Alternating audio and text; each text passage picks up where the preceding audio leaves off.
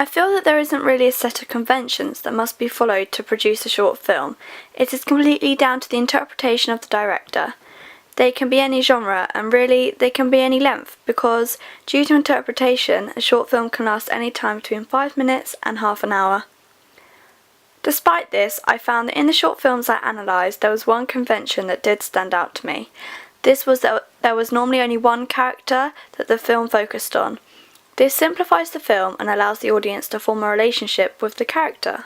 At first I found it difficult to pinpoint the genre of my short film. However, after doing some more research, I decided that it was a mix of two genres, drama with a hint of fantasy.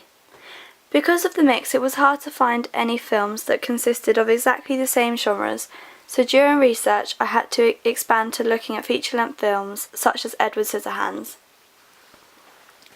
I found that conventionally, the settings were always very realistic, for an example, a family home, and that it was really important that the audience could relate to the character in one way or another, so that they feel that the film was personalised to them.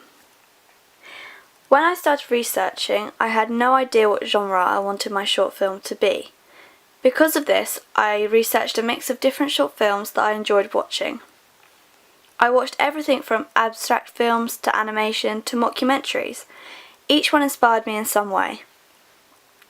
The short film Perfection inspired me to put my film into black and white. It made me realise that it wasn't the content that made a short film look good, it was the cinematography. Lovesick inspired the voiceover in my short film. Alongside this, it was Paperman that inspired the music. I feel that the voiceover and the music in both films helped to explain what was happening to the audience by setting the tone. I loved all of them so much I wanted to combine every feature of them, however, obviously, this wasn't possible. I conformed to the conventions of having a short film in a realistic setting and having a character that the film's target audience could relate to. Another convention that I conformed to was the twist at the end of the film. I found that in most fantasy films there is normally a twist that creates enigma codes. This was something I was very keen to attempt. I think that benefits the short film as it keeps the audience interested.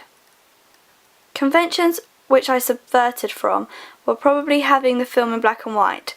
Most dramas are normally displayed in colour, however, because of the hint of fantasy, I feel that the film had a more arty effect, and therefore black and white fitted the film's nature.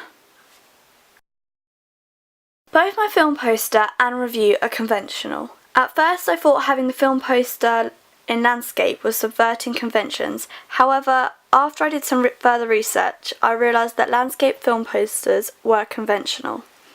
All the information and how it's positioned on the film poster is conventional. For example, it includes a big title, a billing box, release date, and so on. I tried to make the review as conventional as possible by reading through Empire magazines to try and understand the structure of the text and then studying the layout thoroughly before mirroring it for my own review. After reading many Empire reviews, I found that the language was sophisticated and very descriptive. However, the reviews were careful not to give too much away about the plot to the audience. I tried to stick to these conventions as much as possible.